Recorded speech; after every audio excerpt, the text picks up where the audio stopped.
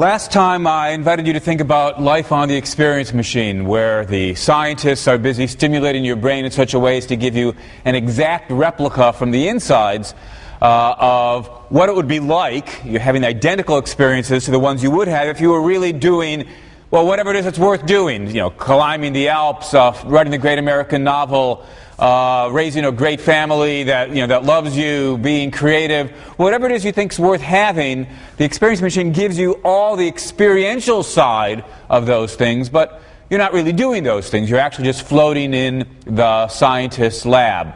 And we ask ourselves, would you want to live a life on the experience machine? Would you be happy, or would you be unhappy to discover that you actually have been living a life on the experience machine? Most of us, when we think about this, find ourselves wanting to say, no, we wouldn't want to have a life on the experience machine. I've been discussing this sort of example for many, many years, and there's always a group of people who think, yes, life on the experience machine is perfect, as long as we've got the right tape playing. But the vast majority always says, no, there's something missing from that life. It's not the ideal of human existence. It's not the best possible life we can imagine ourselves having. But that means if we think something's missing, we then have to ask ourselves, what's missing? What's wrong with the experience machine? The one thing we can conclude immediately is, if you think life on the experience machine is missing something, that the hedonist and views like hedonism must be wrong, insofar as they say that all that matters for the best possible life is for well-being is getting the right kinds of experiences, getting the right kinds of mental states. Because by hypothesis, the experience machine gets the mental states right, gets the insides right. So if something's missing from that life, there's more to the best kind of life than just having the right mental states, than just getting the insides right. Well, we ask ourselves then, well, what's missing? I think different people will answer that in different ways. And if we had more time, we could spell out rival theories of well-being, which could be interestingly sort of distinguish one from another in terms of how they answer the question, what's missing from the experience machine on the one hand, and why are the things that are missing from the experience machine worth having? Different theories of well-being might answer that in different ways. Instead of trying to pursue those alternative theories in a systematic fashion, let me just gesture towards some of the things that seem to be missing from that kind of life. Well, first of all, most perhaps obviously, if you're just spending your life floating in the scientist's lab, you're not actually accomplishing anything. You're not actually getting the things out of life you thought you were getting. You wanted to be climbing the mountain, but you're not actually climbing a mountain. You're just floating there. You wanted to be writing the great American novel, but you're not writing the great American novel. You're just floating there. You wanted to be finding a cure for cancer, but you're not actually finding a cure for cancer. You wanted to be loved, but you're not actually loved. You're just floating there. Nobody other than the scientist even knows that you exist. So there's a variety of things you wanted. You wanted to know your place in the universe, but you don't even have that kind of knowledge either, because you think you're writing novels, finding a cure for cancer, climbing Mount Everest. You're completely deceived about all of those things. So you don't have the kind of self-knowledge that many of us value. Well, as I say, different theories would try to systematize these examples in different ways. That we don't have any kinds of accomplishments, we don't have knowledge, we're not in the right kinds of loving relationships. Different theories might have different explanations as to, are these things valuable because we want them, or do we want them because we recognize they're valuable? Rather than trying to pursue those questions, and indeed trying to work out the details of these views, would be complicated as well. Take the example of accomplishment. Well, we all think accomplishment's important, but it's not as though any old accomplishment is important. If somebody sets themselves, or so it seems to me at least, if somebody sets themselves the goal of making the biggest rubber band ball in the eastern United States, I suppose there's a sense of the word that that's an accomplishment if they've got it, but it doesn't strike me as the kind of accomplishment which makes for a particularly valuable life. So we might have to distinguish between any old accomplishment and genuinely valuable accomplishments. But again, just put those details aside. We could say that there are certain things that are good above and beyond experiences. The right kinds of accomplishments, the right kind of knowledge. After all, not every bit of knowledge is equally valuable. It's one thing to know your place in the universe or to know the fundamental laws of physics. It's another thing to know what was the average rainfall in Bangkok in 1984. Not clear that that kind of knowledge gives a whole lot of value to your life. So we need the right kinds of accomplishments and the right kind of knowledge and the right kinds of relationships. But imagine you've worked that out. The crucial point is that it takes more to have the best kind of life than just getting the insides right. It also requires getting the outsides right, whatever that comes to. Having in your life not just experiences, but the right kinds of goods or accomplishments or whatever term we use for it. Now, to say instead of pursuing the questions of how exactly that theory should go, notice that if we had that theory, we could still evaluate, in principle, whatever the practical difficulties might be, in principle, we could still evaluate rival lives. We could talk about adding up all the positive experiences along with all the, ask yourself, how many goods, how many accomplishments of the right sort were in that life? And that's on the positive side of the ledger. And against that, we would then have to subtract the sum total of the negative experiences, all the failures and deceptions or what have you. Those would count against the overall value of your life. We could still say it's how good your life is a matter of adding up the goods and subtracting the bads. But we would now have a somewhat broader or more encompassing or inclusive list of goods and a more broad and encompassing list of bads. Not just experience, but also these various other accomplishments, whatever exactly that list comes to. So we could still evaluate rival lives. My life would have gone better had I chosen to become a farmer instead of choosing to become a doctor. Or my life would have gone better for this period of 10 years, but then would have become worse, or what have you. Or when we ask ourselves, how will things go for me over the next couple of weeks if I go on vacation versus staying back here? We add up the goods, subtract the bads, whatever our favorite list is, and we come to our best educated guess about the rival evaluations of not just lives as a whole, but chunks of lives. Now, what do those totals come to? Well, you might think it's an empirical question, and in fact I am inclined to think it's an empirical question, varying from person to person, but it's worth taking a moment to flag the fact that there are people, there are philosophers who think we can generalize across all humans. You might say that optimists are people who think that for everybody, in every case, in every circumstance, the total's always positive. Life's always worth living. It's always better than non-existence. That's what the optimist thinks. Not just for themselves individually, but for everybody. Their total's always positive.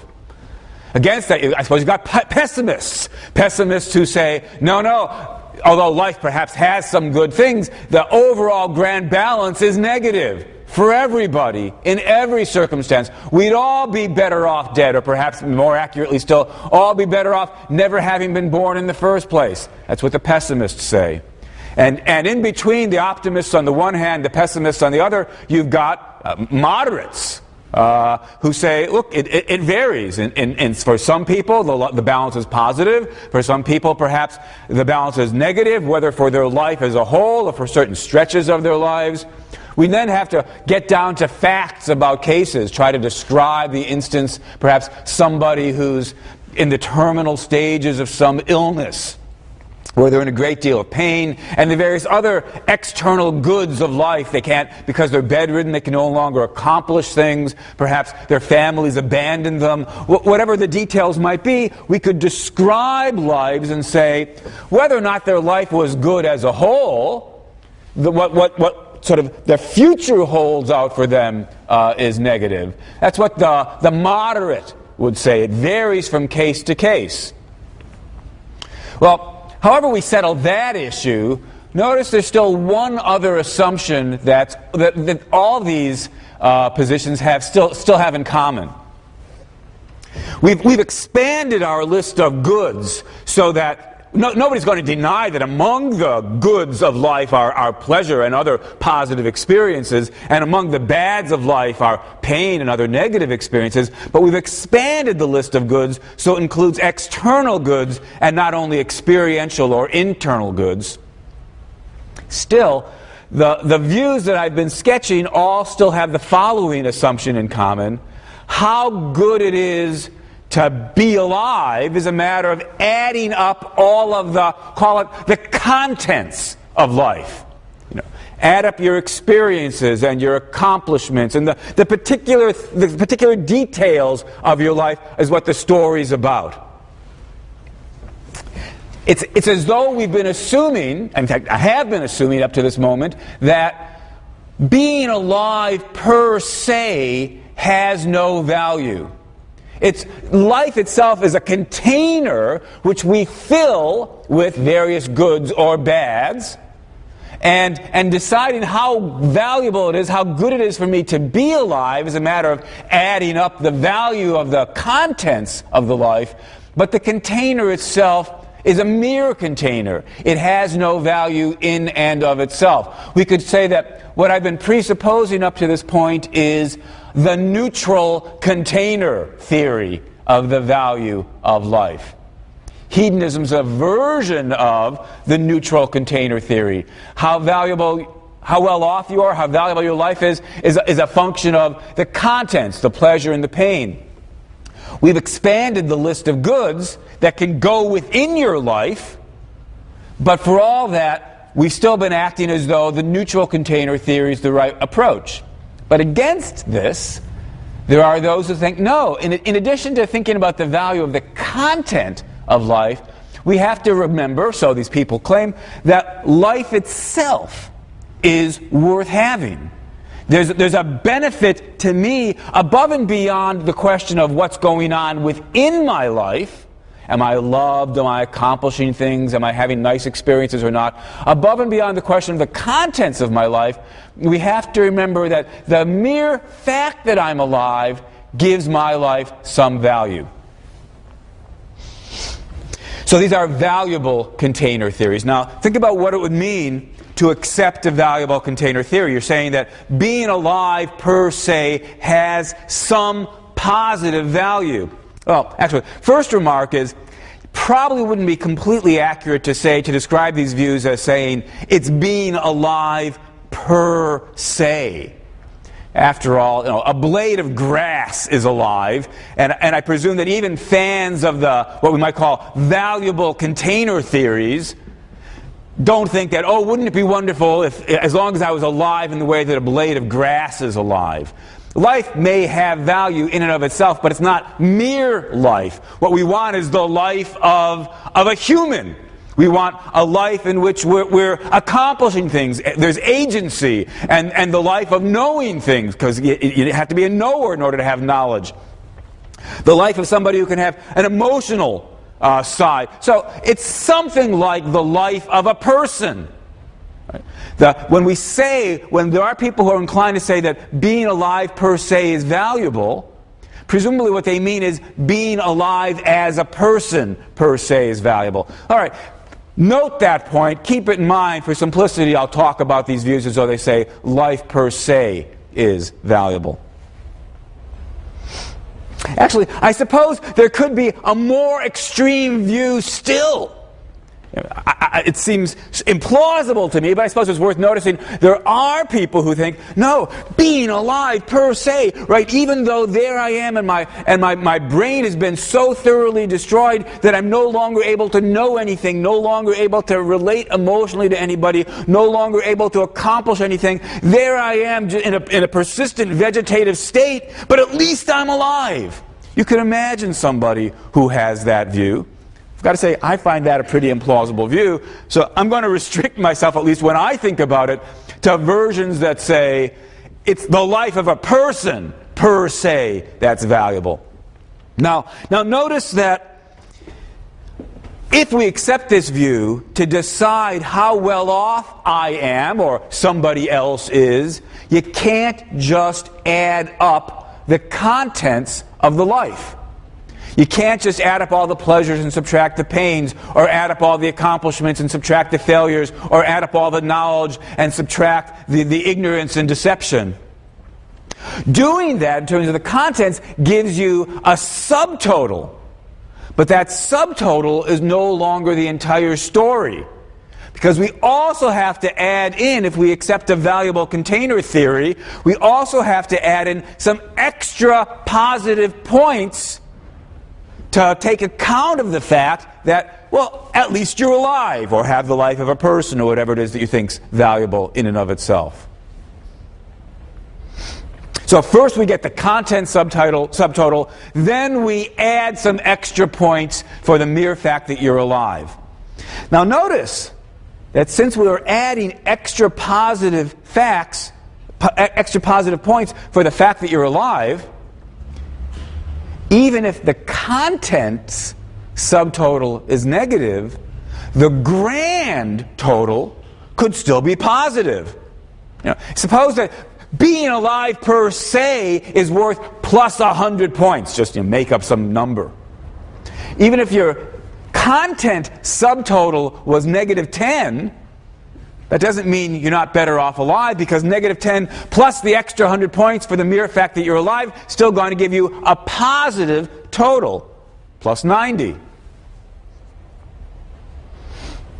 So the point of thinking about the possibility of accepting a valuable container theory is to remind us that in deciding, you're better off dead, has death deprived me of something good or not, it's important to not just focus on the contents, but to also remember to add some positive points above and beyond the content subtotal to take into account the value of the sheer fact that you're alive.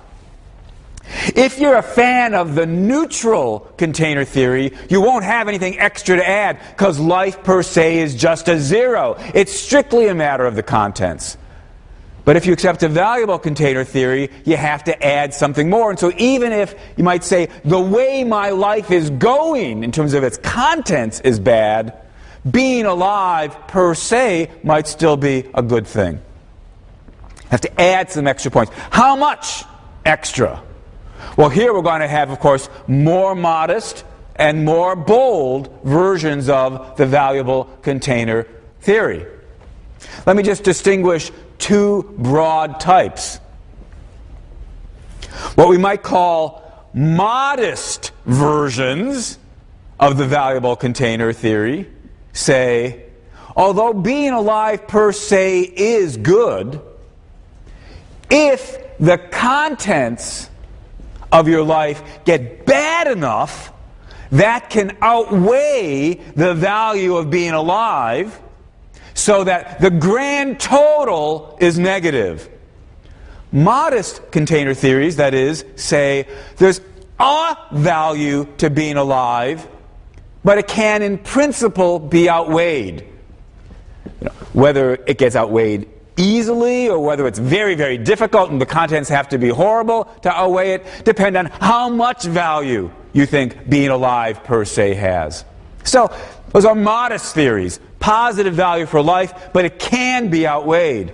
Against that, you can imagine somebody who thinks being alive per se is so incredibly valuable that no matter how horrible the contents are, the grand total will always be positive. It's as though being alive is infinitely valuable in comparison to questions about the contents. We could call this the fantastic valuable container theory, as opposed to the modest valuable container theory. I suppose that label gives away where I want to come down on this. I find the fantastic valuable container theory fantastic in the sense of sort of incredible. I can't bring myself to believe it. Which I have some sympathies for valuable container theories, but I also have some sympathy for neutral container theories. Sometimes I'm drawn towards the neutral view. Sometimes I'm drawn toward the thought that being alive per se is good for you. But even in those moments when I'm drawn towards valuable container theories, it's always the modest version. I don't find myself drawn towards the fantastic version. Now, if we make these distinctions, then again, remembering that the question we've been asking ourselves is, so why is death bad? The deprivation account says death is bad for you insofar as, or it's bad for you when, by virtue of dying now, what you've been deprived of is, another chunk of life that would have been good for you to have. And what we now see is that to see whether that could be the case or not, we've got to get clearer in our own minds about whether we believe in a neutral container theory, a positive, valuable container theory, and among those, between a fantastic and a modest container theory. If we are neutralists, we're going to say, the question is, what would the contents of my life have been, for the next year, 10 years, whatever? If that would have been worth having, then if the next chunk of my life would have been worth having, then it's bad for me that I die now instead of living for the next 10 years. On the other hand, if the balance from here on out would have been negative, then it's good for me that I died now instead of being kept alive with a life not worth living. That's how the neutralists put it. If we are valuable container theorists, we think the answer's got to be, well, look at the contents, but don't forget to add some extra points.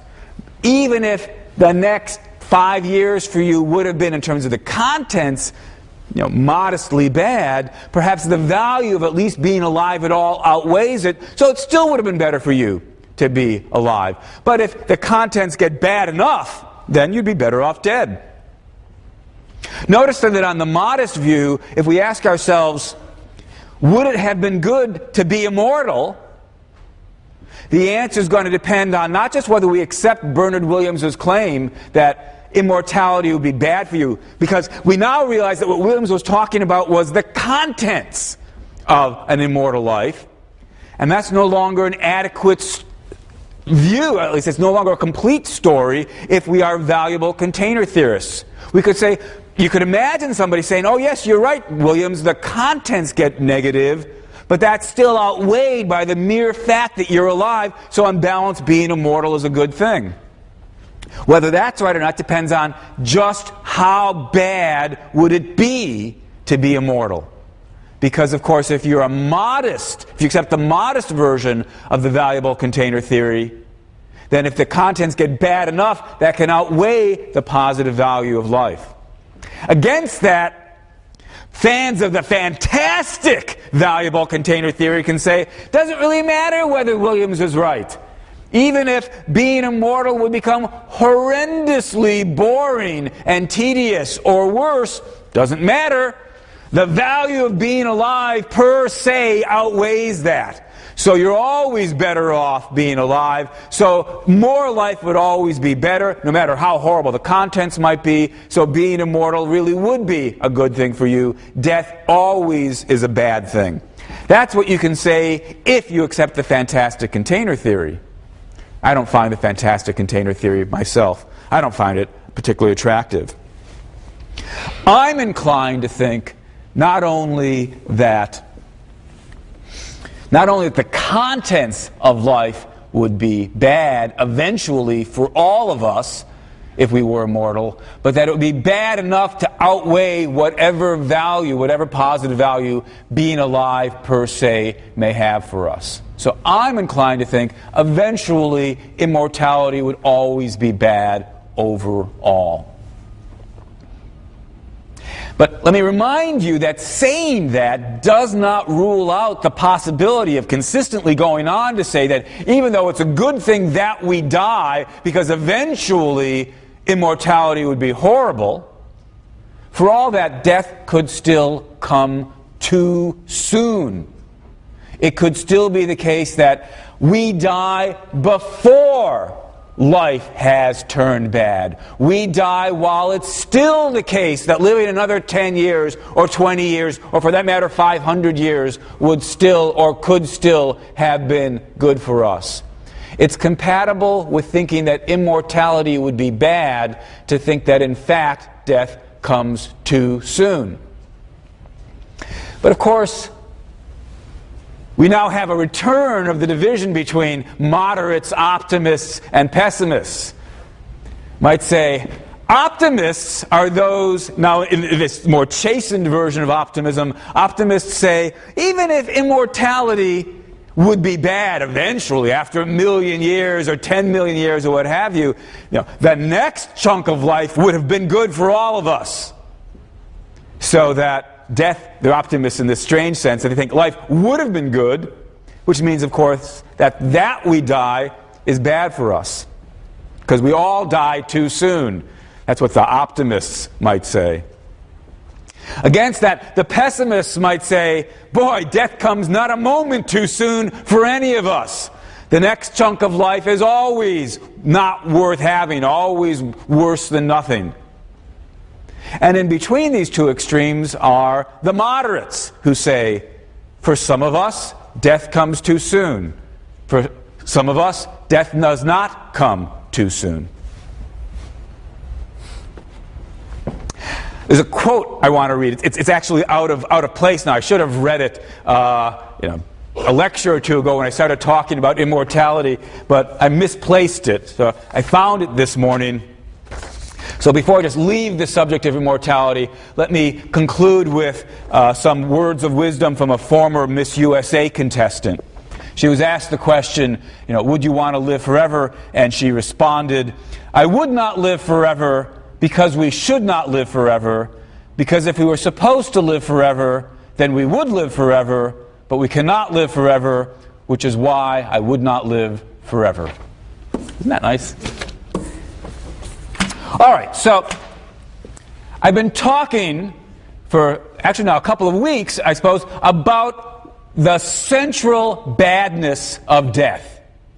Why is it that death is bad for me? And the answer I've proposed is the deprivation account. The central bad thing about the fact that I'm going to die is the fact that because I'll be dead, I'll be deprived of the good things in life. And we've now seen that that's a bit crude, right? We have to not just talk about the good things in life, but the good of life itself. And we have to notice that perhaps on certain views, for certain cases, it's not really the case that when I die, I'm being deprived of a good life because the next chunk, or perhaps from there on out, it would have been bad. But still, details and complications of the sort we've been considering aside, the fundamental badness of death is that it deprives me of life worth having. But although I've been at pains to say that this is the fundamental bad thing about death, I think it's arguable that, one could make the case that this isn't the only bad thing about death, even if we're focusing on why is death bad for me. There are other features of death as we experience it that are separable from the deprivation account, that at least add to the way that death occurs for us, where we then have to ask the question, does this add to the badness of death? Or conceivably, for some of these things, perhaps it mitigates it, it minimizes it in one way or another. So what I want to do is take at least a couple of minutes and pursue some of these extra features as well. Here's an example. It's not merely the fact that, it's not merely true that you're going to die. It's inevitable that you're going to die. There's no avoiding the fact that you're going to die. I mean, look, you're all going to college, but it wasn't inevitable that you go to college. Had you chosen not to, you could have avoided going to college. But doesn't matter what you choose, you can't avoid dying. So it's not just merely the case that in fact we are all going to die. It's a necessary truth that we're all going to die. So we might ask, what about this inevitability of death? Does that make things worse? And here I want to distinguish between the individual question about the inevitability of death, and the universal question. So just start by thinking about the fact that it's unavoidable that you're going to die. Does the unavoidability of death make it better or worse? And the interesting thing is, I think you can get a feel for both possible answers here. On the one hand, you can imagine somebody who says, look, it's bad enough that I'm going to die, but the fact that there's nothing I could do about it just makes it worse. It's like adding insult to injury, that I'm powerless in the face of death. I cannot escape the grim reaper. This sheer powerlessness about this central fact about the nature of my existence is an extra insult added to the injury. Against that, however, there are those people who'd want to say, no, actually, the inevitability of my death reduces the badness. You all know the expression, don't cry over spilt milk, right? That, what's done is done. You can't change it. What you can't change sort of when you focus on the fact that you can't change it, it loses some of its grip to upset you. Well, if that's right, and if we then realize that there's nothing I can do about the fact that I'm going to die, then perhaps some of the sting, some of the bite is eliminated. It's as though you try getting upset about the fact that 2 + 2 = 4. Try feeling upset at your powerlessness to change the fact that 2 + 2 = 4. Suppose you wanted 2 + 2 to = 5. Can you work up anger and regret and dismay over that? Well, most of us, of course, can't, because when we see that something is just necessary, it reduces the sting of it.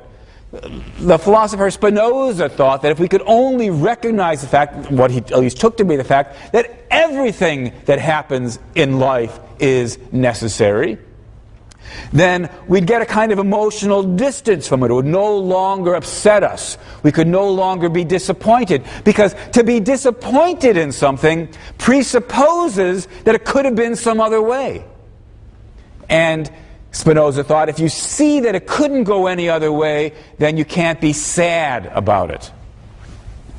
Well, if we see that our death is inevitable, and we really internalize that fact, perhaps that would reduce the badness of it. Well, maybe that's right, but going back to the first hand, I don't know how many of you have read Dostoevsky's short novel, The Underground Man. The Underground Man is upset about if I remember correctly, he's upset about the fact that 2 + 2 = 4, and there's nothing that he can do about it.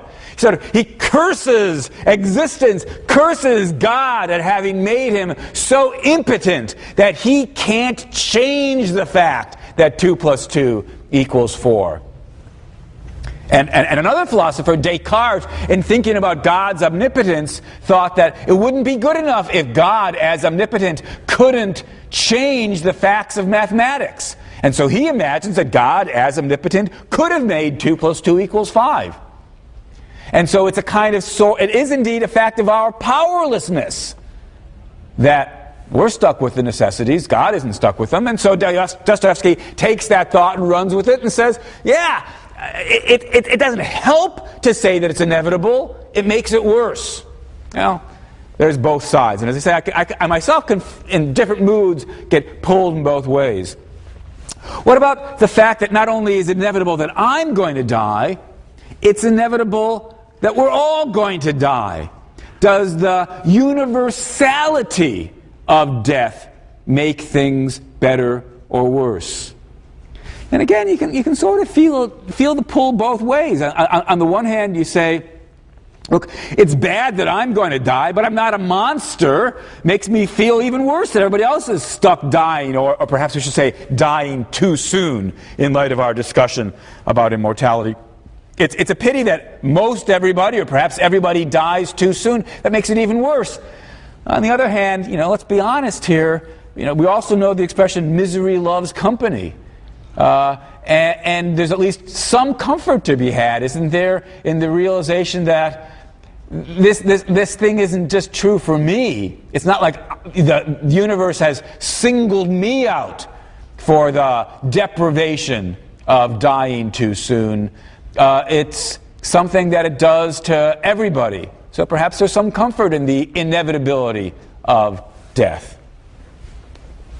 Well, here's a different aspect of death worth thinking about. What about the variability of death? After all, it's not just the case that we all die, and I'll stop saying die too soon. Let's just suppose we understand that clause to be implied in what I'm saying. It's not just the case that we all die.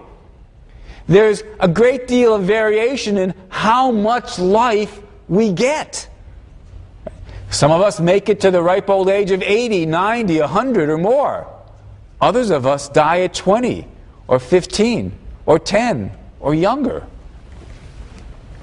Even if death were inevitable, it wouldn't have to come in different size packages. That is, it wouldn't have to have variability. We could imagine a world in which everybody dies at the age of 100.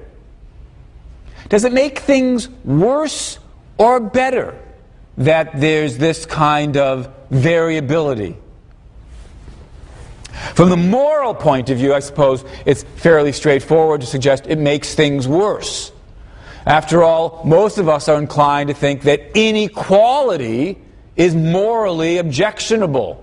It's bad that through no fault of their own, some people are poor and other people are rich, while other people are rich.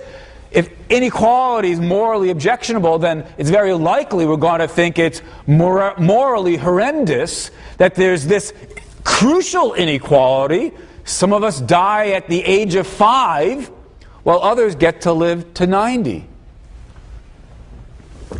But in keeping with the focus of our discussion about the badness of death, I want to put aside the moral question and think about how good or bad for me is it that there's variability in death.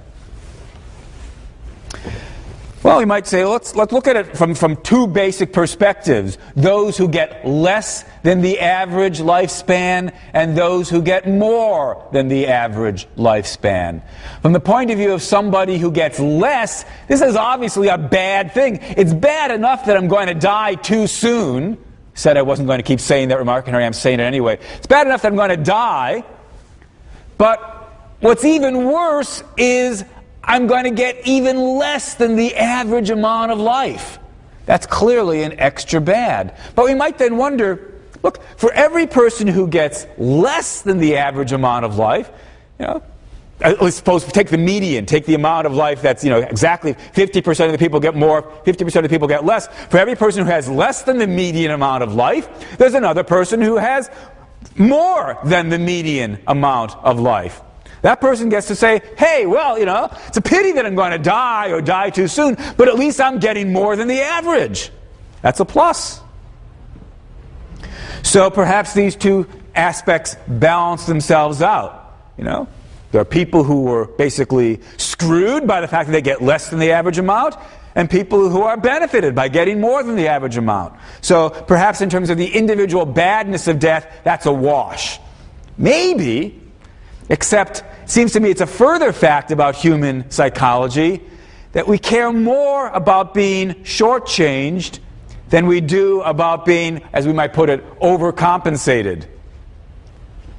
I rather suspect that people who have less than average of something, it hurts them more than it benefits the people who have more than average of something. And if that's right, that seems likely to be the case, especially for something like death. The extra bad of the fact that there's variability, and so some people get less than average, that extra bad, I suspect, outweighs the extra benefit of some people having more than average. Well, let's consider a different feature. We've had inevitability, we had variability. What about unpredictability.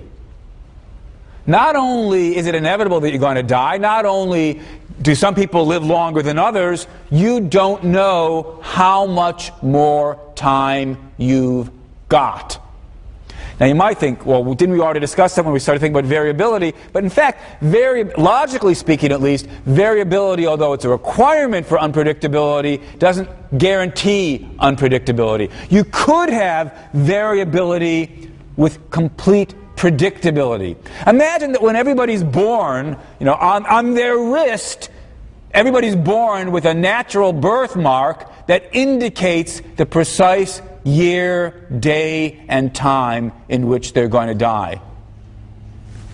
We could imagine a world like this where it's inevitable. Everybody's got some date on it.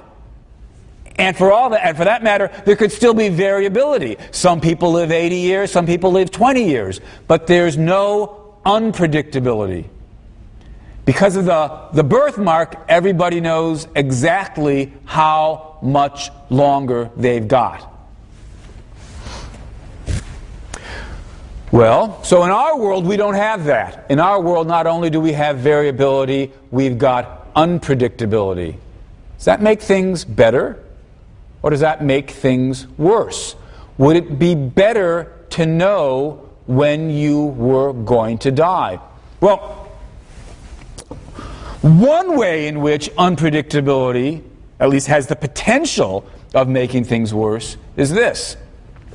Because you don't know how much more time you've got, you can make a guess based on statistics, but as we saw, there's wild unpredictability. You can think, look, the average lifespan in the United States is whatever it is, 82 years. So I probably have, you guys are in your 20, roughly another 60 years of going. And as you're busy calculating all this, you're walking across Chapel Street, you get hit by a truck and you die, right? Because of unpredictability, you can't really know.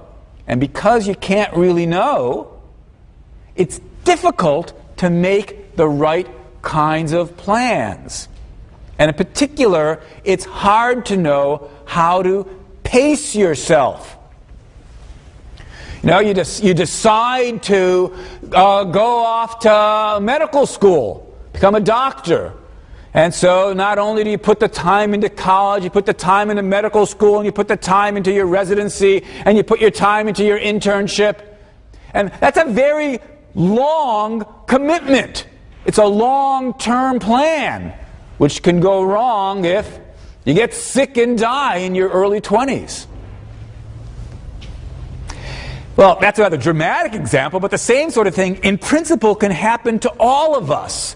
You make a life plan, what you want to accomplish in your life, and, well, obviously enough, some of us will die too soon, not just in terms of, life still could have had good things, but too soon in terms of you didn't get where you wanted to get in terms of your life plan. If only you'd known you were only going to have 20 more years instead of 50 more years, you would have picked a different kind of life for yourself. The unpredictability makes it worse.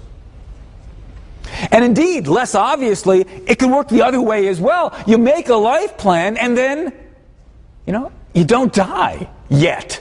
You continue to stick around. And then your life sort of has this feeling of, at least we can imagine this happening, being sort of anticlimactic. You peaked too soon. If only you'd known you had another 50 years and you weren't going to die young. You're James Dean, going to burn out fast and die young. If only you'd realized you were going to live to the ripe old age of 97, you would have picked a different life for yourself. Now, in thinking about these points, in effect, I'm suggesting that the value of your life, so we previously were talking about different theories of well-being and what makes for a best kind of life. Here we have yet another kind of feature that we haven't talked about. We might think of it as the overall shape of your life matters. What we could also call the narrative arc of your life matters. Let me illustrate the point with some very, very simple graphs. These are not meant to be realistic, but they'll give you the idea. So we all know the Horatio Alger story, right? Somebody starts out poor and makes his way through hard work and dedication and effort to riches and success. Rags to riches. That's a wonderful, inspiring life. Let's draw the graph of that life. So here's how well off you are. Here's time. You start with nothing and you end up incredibly well off. That's a great life. That's the Horatio Alger life. H-A. Great life. All right, now consider the following story. Here's Axes again. Instead of the rags to riches life, imagine the riches to rags life. Starts off with everything, ends up with nothing.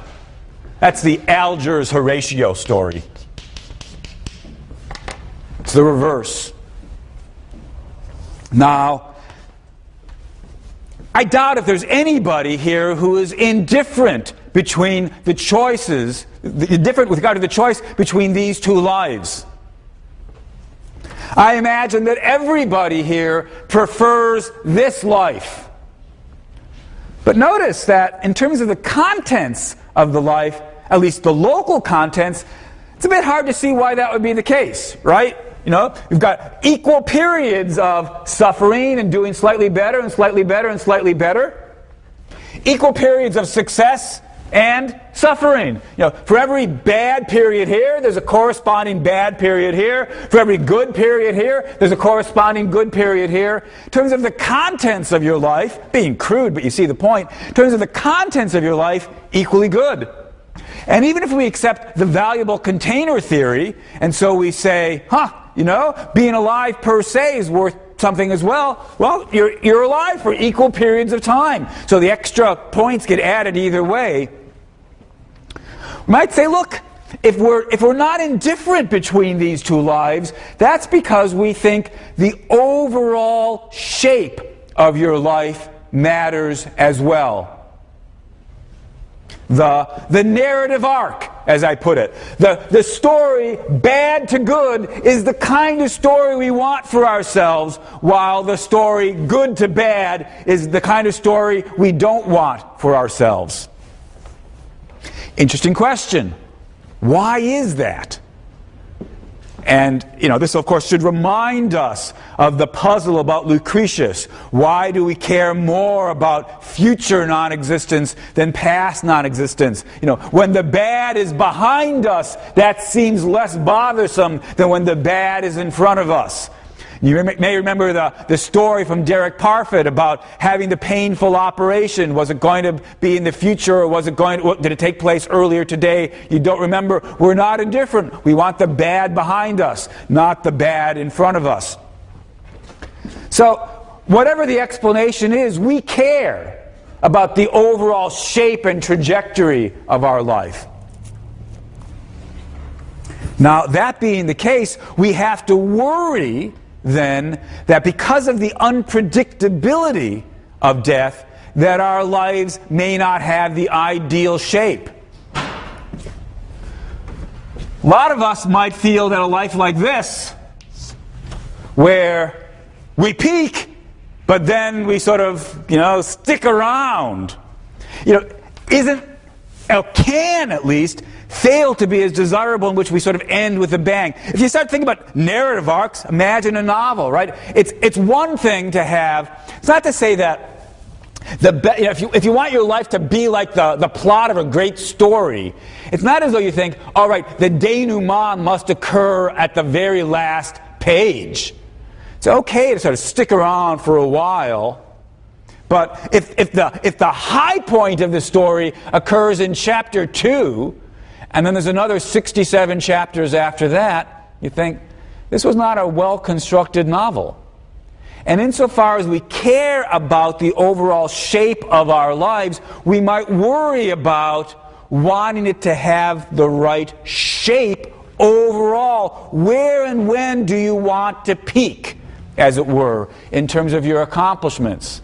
Well, that matters to us, but the trouble is, without predictability, you don't know where to put the peak. Because if you try to aim for peaking later, you might not make it to that. If you put it too soon, you might stick around for longer than that. Then the peak has come too soon. All of this suggests then that the unpredictability of our death adds an extra negative element.